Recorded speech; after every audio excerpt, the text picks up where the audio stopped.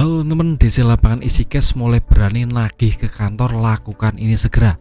Nah, berita ini saya dapat karena kemarin banyak yang tulis di kolom komentar tentang penagihan dari Isi Cash ini sudah mulai brutal, langsung datang ke kantor kerjaan kita.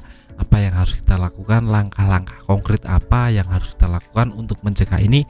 Jadi saya buat video ini khusus buat teman-teman, jadi mohon simak video sampai habis teman-teman. Yang pertama, kita harus tahu jika Isi Cash ini adalah aplikasi legal bersertifikasi OJK. Jadi akan ada resiko yang harus teman-teman tanggung. Salah satunya adalah didatangi developer. Nah, kalau sampai developer datang ke kantor teman-teman, itu sudah menyalahi aturan dari OJK teman. OJK sudah menerangkan di ayat 19 tahun 2023 tentang penagihan. Debt collector itu wajib datang ke domisili si pengguna atau konsumen ya teman. Jadi tidak boleh datang ke kantor, tidak boleh nagih di jalan-jalan, itu tidak boleh karena sudah ada peraturan fix dari OJK tentang masalah ini. Jadi jika umpamanya developer datang ke kantor untuk menagih teman-teman suruh masuk saja, bicara dengan peraturan ini.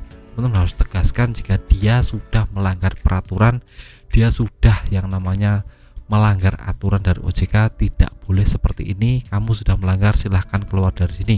Kalau mau nagih di rumah saja, jangan di kantor. Ini mempermalukan saya karena sudah melanggar yang namanya etikat atau melanggar konstitusi. Teman-teman harus bicara ini secara gamblang ya teman. Developer, kalau developer punya yang namanya pengetahuan tentang ini, dia akan langsung pulang dan tidak akan lagi nagih-nagih ke kantor karena dia menyalahi aturan.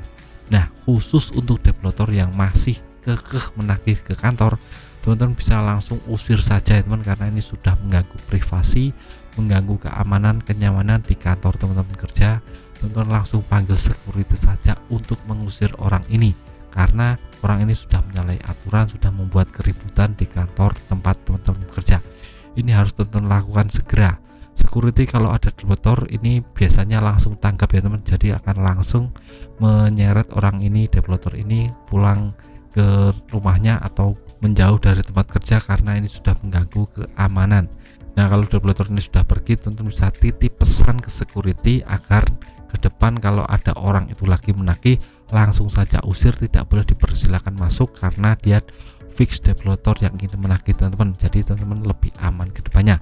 Nah, kalau sudah melakukan itu, teman-teman langsung bicara saja kepada atasan, kepada tempat teman-teman bekerja, teman-teman sahabat atau orang di sekitar tempat teman-teman bekerja, bicara apa adanya jika teman-teman sedang terlilit masalah dan akan ada penagihan developer ke rumah. Itu tanggung jawab teman-teman. Teman-teman langsung bicara apa adanya saja tentang masalah ini. Jika tidak, nanti ke depan akan ada yang namanya gunjingan di belakang teman-teman akan dinilai negatif oleh atasan teman-teman atau sahabat teman-teman di tempat kerja. Ini wajib teman-teman lakukan segera agar ke depan teman-teman lebih aman, karena sahabat teman-teman sudah tahu tentang masalah ini, jadi tidak akan ada lagi penagihan di kantor. Ini yang pertama. Yang kedua, teman-teman, kalau sudah ada tagihan developer langsung datang ke kantor, teman-teman sudah mulai yang namanya harus lebih berhati-hati, harus lebih waspada.